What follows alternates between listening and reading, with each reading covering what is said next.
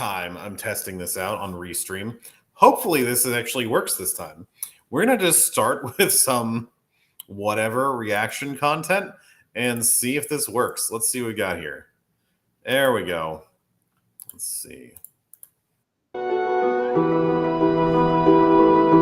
Some people awaken spiritually without ever coming into contact with any meditation technique or any spiritual teaching. They may awaken simply because they can't stand the suffering anymore.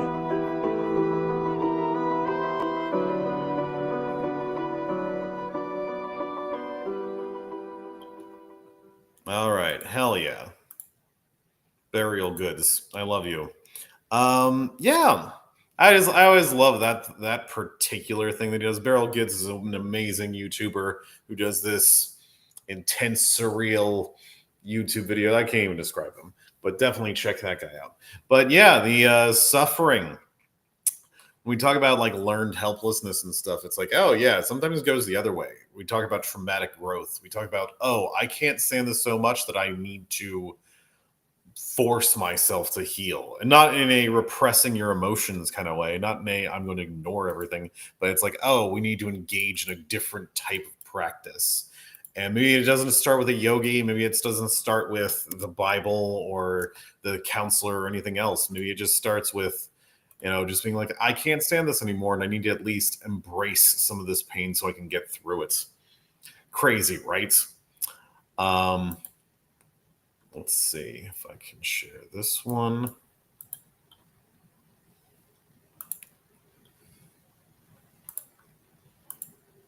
Hell yeah.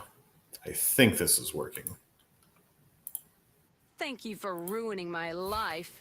I'm literally an algorithm designed to maintain your attention by learning from your behavior and mirroring back that which, consciously or not, captivates you in the social worlds through which you move. I am literally one of the most fascinating tools for collective and personal shadow work ever created. That is, only if you can learn to recognize that you aren't disturbed by social media. You're disturbed by your own reflection. I also love that one. That one's really good. It's like, yeah, when people talk about like doom scrolling or being sucked into the algorithm, sucked into the matrix, things like that, it's like, yeah, this is true and it's something we should be aware of, but are you recognizing that this is a reflection of you, that this is a mirror, that something about this thing that you are training, because it's just data, it's just some sort of program that's supposed to re-engage you, something that you're doing means something about you. Maybe not now, maybe not forever, maybe something in the past, maybe something in the future, maybe it's just something in the present where it's like, well, hey, this does mean something, but then we're moving on. But it is really helpful. And the more I've actually like looked at social media as a reflection, as a mirror to me, the more I kind of understand some weird things. Like, oh, if these posts are telling me something, just recognize your own emotional reaction to it. Why do I like this thing but not this thing? Why do I like the absurdism of this thing? Why does this thing piss me off? Why does this thing make me sad, even though I know it's just some AI crap? It's like, oh, my reactions here, even my engagement is just telling me some knowledge. So that's a thing. All right. Unfortunately, I had to like do restream twice, so I'm running late and I do have clients and stuff. So let me see. There was one thing I really wanted to get kind of a little bit of a longer of a reaction content. I wanted to talk about personality traits and how they affect not only interaction between people, but career improvement, things like that. Let me see if I can get through these stupid ads, which thanks a lot, Chrome. I'm glad your recent update has now made your browser almost unusable. I guess better than the previous ones I was using trying to involve restreaming in this. And this one seems to actually be streaming on X for the first time. Hell yeah. But yeah, it's stupid. All right. Let's see if I can do something with this. Once again, I hope I don't blow out your ears. Please bear with me. Reaction content, Steve. Let's do this.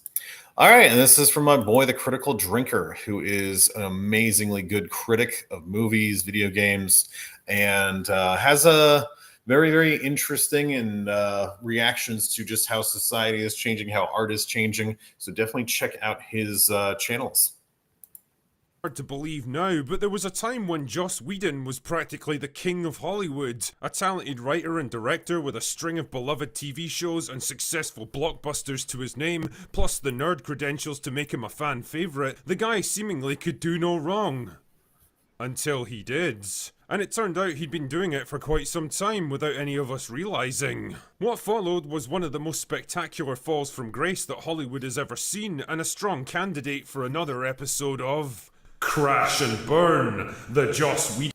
Why does this keep happening? Why do we just keep on seeing people who are like, oh yeah, he's always been abusive for 10, 20, 30 years, but we just kind of kept our mouths shut about it. And I understand why, because it's actually hard to speak truth to power. It's actually hard to call out things that are inappropriate, especially in Hollywood. The more I understand about entertainment, or excuse me, not even entertainment as a concept, the more I understand about the business of entertainment, specifically the ones that are created in California, the more I'm like, wow, this is a breeding ground for evil. Story. But first, some history.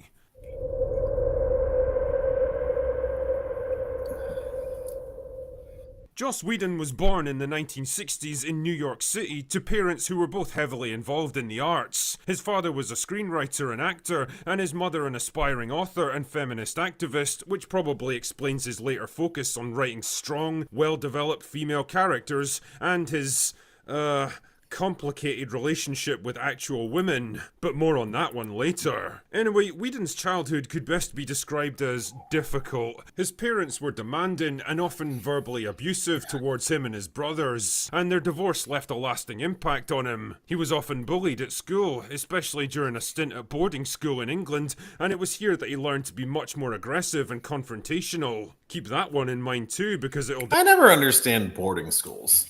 Like, I understand what they are, and I understand even why people do them to a greater or lesser extent. But it's like, you know what's going to be great? Taking my adolescent child, and usually they're just gender segregated, taking my adolescent boy, putting that person with, I don't know, 100, 1,000 other pissed off adolescent hormonal teenagers, and expecting there to not be horrible trauma or some negative advent from this happening. I just hear so many, I never hear the good stories, that's for sure. I never am hearing like, oh, boarding school was the best time ever. definitely be important later. Anyway, it wasn't all bad. It was during this time that he developed his passion for writing, and when he moved back to the States, he soon found himself working as a staff writer for various sitcoms like Roseanne and Parenthoods. With a strong grasp of story and character and a knack for writing snappy dialogue, he soon became a popular script doctor for big 90s movies like Twister, Speed and Waterworlds. But young Joss had grander plans, and while he was doing all of this, he began developing his own idea for a TV show about a high school student who hunts vampires in her spare time. That's right, I'm talking of course about Rhonda the Immortal Waitress. Gay! Okay, so the title needed a bit of work, but this rough idea would eventually go on to become Buffy the Vampire Slayer, which started life as a low-budget horror comedy. I remember this movie, and I remember seeing this movie. She was so beautiful. I had like a crush on her, like 6 years old. But second, watching B movies, horror movies at 6 years old was not good. And being like, oh, vampires exist. And they can't really come in. They'll just be outside your window trying to horribly manipulate you to getting you to be eaten. That was, I probably was exposed to a little too much intense media as a kid. But yeah, that was, I am sure it is fun and dumb now that I'm an adult. But when you're 6, even silly pink bunnies look scary in the dark, right? Starring Kristy Swanson. And well, the less said about that one, the better.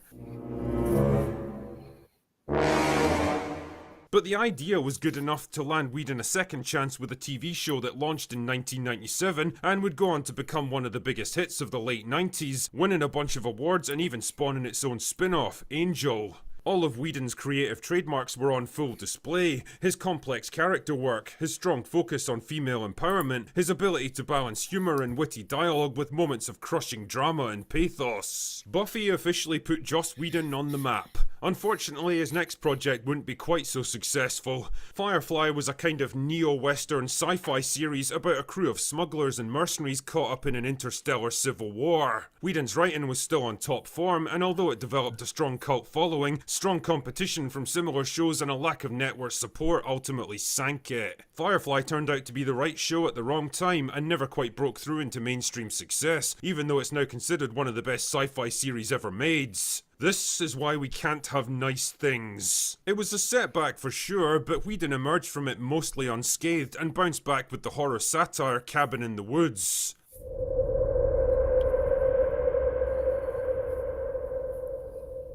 But bigger things were afoot for Joss, and in 2010 it was announced that he'd been brought in by Marvel to write and direct the first Avengers movie for their fledgling MCU. And well, I think we know how that one went. The Avengers turned out to be everything Marvel needed at the time, earning rave reviews and overwhelming audience support, and more importantly raking in $1.5 billion for the company. Almost overnight, the MCU went from a disjointed and uneven bunch of superhero movies to a global juggernaut that's still going today. Well, more or less. Whedon by now was at the height of his success, lauded as the new golden boy of Hollywood, able to turn his hand to almost anything, and most importantly, transforming the way dialogue was written for film. A process which is now referred to as Whedonization, but more on that later. Marvel were happy and so were the fans, and when it came time for the next Avengers movie, the solution was obvious. Hey there old chap, fancy doing the same thing again and making us even more money? Sure thing, Marvel. Age of Ultron would prove to be a much more challenging experience for everyone involved, though. There were creative differences I'm just between taking this Whedon in and the because studio I right from don't the know start, and the film struggled enough under the weight or of so watch- I many didn't watch conflicting most of these. demands, costing more but making less than its predecessor, and getting decidedly mixed reviews. Disillusioned and burned out after working in someone else's sandbox for the past 5 years, Whedon eventually parted company with Marvel afterwards. But it wouldn't be long before fate came a-knocking.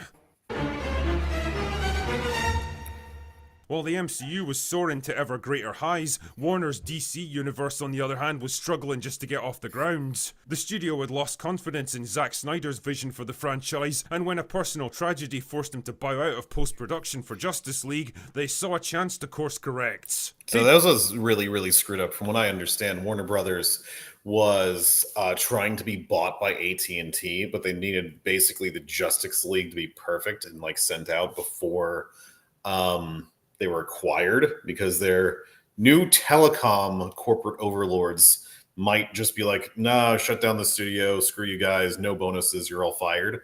So it was like, okay, we're putting this thing together, and rather than just waiting and making it good, let's make this not arbitrary deadline, but this deadline. We're going to make this so that it's basically impossible to meet, but you have to meet it anyway.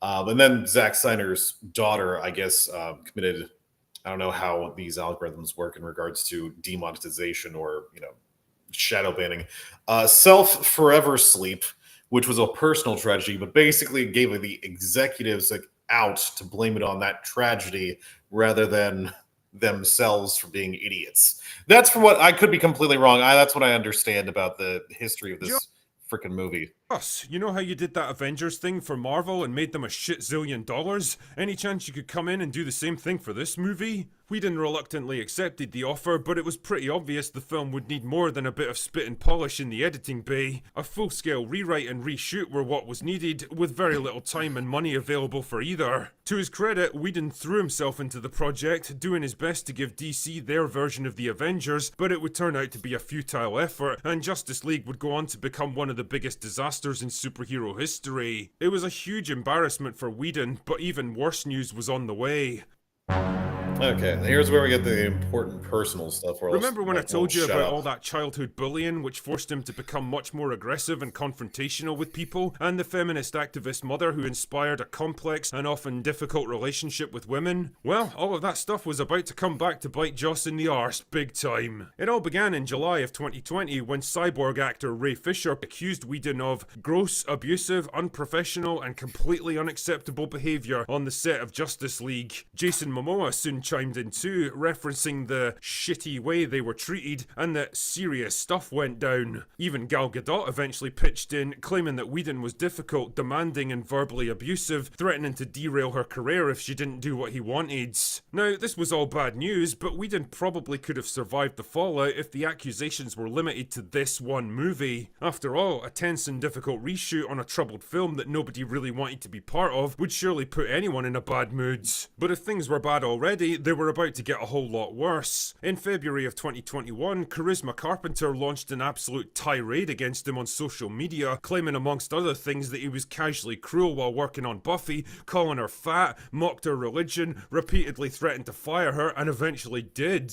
From there, the floodgates were opened, and pretty much the entire cast of Buffy came out with similar stories, especially the women who seem to have been particular targets for him. Michelle No, let me actually get Trachtenberg back. even claimed they were targets for him. Michelle Trachtenberg even R.I.P. claimed that she had a rule on set never to be left alone in a room with Whedon. One of Firefly's writers revealed how Understandable. Whedon used to boast about making female staffers cry and made a point of tearing their ideas apart with particular venom. In the space of a few months, So Whedon this is what like the weirdest thing. I'm just gonna like ramble, and we'll get back to this in a minute.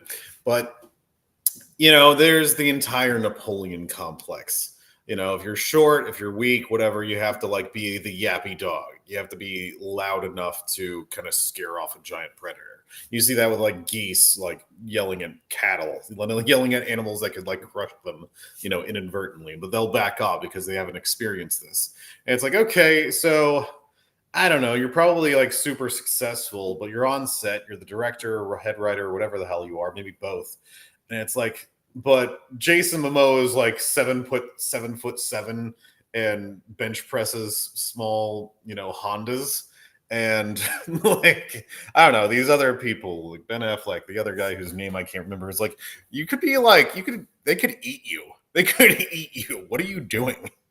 But it's like, it is like an overcompensatory thing. It's not just, hey, I have to be the yappy dog because I'm weak. It's also something like, I don't know, we can get into male-female interactions, but I'll keep it simple. If you're a sadist, nothing actually can be enough. If you actually like to oppress, to feel like you're empowered over other people, to dominate, there we go, it then becomes really, really hard to go back to being in an equal partnership. If you're in a parent-child relationship or a boss-employee relationship and you're aggressive in that way, it's really hard to be like, oh, we're a peer now. We are actually working together and collaborating. We're both equal here, maybe with different skills, but we're actually trying to get to the same thing. And a lot of people, and I work with my veterans and stuff, it's a relearning experience. It's like, okay, let's see what an equal partnership looks like. And a lot of people are like, oh, that sounds scarier than actually being dominated by someone else. That seems scarier than actually losing. public image as an affable geek, a principled male feminist, and a talented writer with a love of cinema was absolutely shattered. In its place was an angry, embittered bully who abused his power and made everyone around him miserable. Pretty soon, the mainstream media, who used to write fawning articles about his progressive characters and positive role models, turned on him with absolute vengeance. He was removed as showrunner from the HBO series The Nevers, and all of his upcoming projects and public appearances were cancelled. For all intents and purposes, his career basically ended overnight. An attempt at damage control in 2022 backfired in the worst way possible when he tried to shift the blame to the Justice League cast themselves, claiming that they were rude and difficult to work with, and that Gal Gadot just kind of misunderstood what he was saying because her English wasn't very good. Kalel, no! Needless to say, it didn't do Yeah, that if you're accused of something, you can clap back, but it just sounds it sounds gauche. It doesn't work out that way. It's like no you, and it's like, well, you can address certain things. Even if someone's accusing you of something you didn't do, you address the accusation, not the other person, if that makes sense. And it's like, well, he's doing that by saying they were difficult to work with. Like, no, that's not actually how you work. It's like, no. You can be professional. You can even do nonviolent communication. You can say, hey, even though we're pissed off at each other, we can still kind of work together. It doesn't have to be, well, you're yelling at me, so I need to call you a fucking loser. I have to like make you miserable. It's like, well, we're now in a domination game. Much to help his case. Whedon had gone from Hollywood's golden boy to a complete pariah, unable to find anyone willing to hire him, unable to get a single project off the grounds. In the 5 years since this firestorm erupted, he hasn't produced a single movie or TV show, and that's not likely to change anytime soon. These days, most people seem to know him for his biggest and most infamous contribution to cinema, the dreaded Whedonization of character writing, making every line of dialogue some ironic, self-deprecating punchline to a not particularly funny joke, turning every character into a snarky, sarcastic pop culture quotation machine, and draining all the drama and honesty out of every single scene. Which is funny because what they're usually pushing back against isn't Whedon's writing at all, but some inferior hack's lame attempts to replicate it. But it doesn't really matter anymore. Yeah, this is one of those things where it's like, forget the actual dialogue, just the fact that it has to be an extreme mood whiplash between one to the other. Where like True Blood used to do this way back in the day, like 15 years ago, whenever it was still on. I was like, oh, here's this incredibly intense, horrifying thing that's absolutely tragic. Immediate next scene, some shitty joke. And it's like, oh, you are really doing an intense mood swing between horror and this like sort of comedy. It wasn't really comedy because if you live in a world where actual predators to humans exist, most people would actually have some situational awareness, some level of vigilance. So even the jokes were like, I don't understand why you're so relaxed about being in a town that's constantly attacked by blood-sucking predators. And it's like this pendulum swing between dark and funny. I never worked out for me. Because the reputation is stuck, and you'll find few people willing to stand up and defend the guy for anything these days. Unlike the Rachel Zeglers and the Brie Larsons of the world, who never really deserved their success in the first place, Whedon leaves behind him a much more complicated legacy. A man of obvious talents who did great things with his career, but also great personal flaws, whose success was ultimately undone by his own fucked up personality. His career crash and burn might not have been all that satisfying, but ultimately it was still very much self-inflicted. Anyway, that's all I've got for today. Go away now. All right, there we go. So this is just an example. It's like, okay, well, the more I understand about entertainment, and I mean just anything, like in regards to streaming, content creation, writing, anything, it's like, okay, there seems to be this artist pendulum effect where it's like, let me actually go in the weeds a little bit, and then we can come back. There's this idea around certain people who have certain personality traits and certain politics. And they say, I love people. I love them because they deserve certain rights, certain, like their societies to take care of them, certain protections. And we should all get that. And it's like, great, sure. Do you like a person, though? When you go out in the world and you interact with another human being, not in general, not some person, not some group that you call a certain demographic on the other side of the planet, when you have a conversation, either with a stranger or someone you know, do you like that person? And usually the answer is no. It's like, we got some real intense misanthropy when you're actually interacting. But when you're thinking about some tribe on the other side of the planet, it's like your heart bleeds for them. And it's like, you like people in aggregate, or at least the concept of people, but you don't actually like a person. And when I work with artists, it's very, very similar. There's this idea, I like the concept of who this person is or might be, but I don't like actually interacting with them. In fact, I hate this guy because they're not me, or they're not acting in a way that I want them to. And when we talk about acting or film or anything where you're working with other human beings, like writers are their own things, like solo musicians are their own things. When you talk about anyone where it's like, hey, I'm the king of the castle, I'm the one who's captaining this boat, it then becomes something like, it sounds like it's my way or the highway.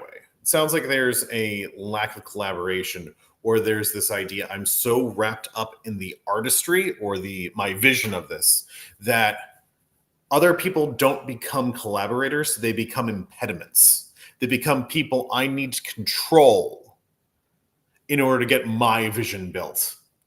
And if you're there, maybe you can make that work. But if you're just using people as tools, you have to tell them that beforehand. I need you guys to have no artistic input. You need to sit down, shut up. I'm going to torture you until you get it right. And some people actually are okay with that. Some people are just like, okay, you lead, I'll follow, we're fine. But if it's more like, no, you're trying to, I'm leading, but you're doing it wrong. Now it feels like a personal attack against me. I need to lash out like a wounded animal. And this is just a scenario I'm painting in my head. There's a million other ones. That could be, Adam Carolla has a bit about this where he works with the younger women, and it's like, oh, I'm the archetype of daddy who left you 20 years ago. So you're already fighting me because I'm a little bit of an older male, but you don't really need to do that. I'm not that guy.